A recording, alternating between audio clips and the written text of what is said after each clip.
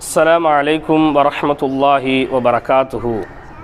அன்றாடம் அன்னலாரின் ஹதீஸ் என்கின்ற தொடரில் இன்று நாம் பார்க்கக்கூடிய ஹதீஸ் மிக முக்கியத்துவம் வாய்ந்த ஒரு ஹதீஸ்.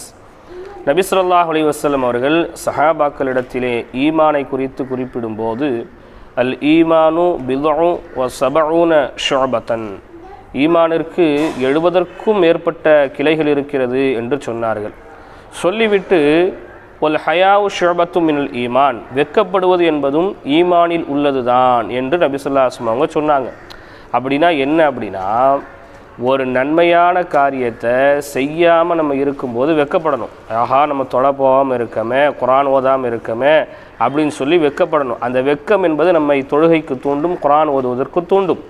அதே போன்று ஒரு பாவத்தை செய்யும்போது நம்ம வெட்கப்படணும். அந்த பாவத்தை செய்யும்போது நம்ம வெட்கப்பட்டோம் சொன்னால் அந்த பாவத்தை விட்டும் விலகுவதற்கு அந்த வெட்கம் துணையாக நிற்கும்.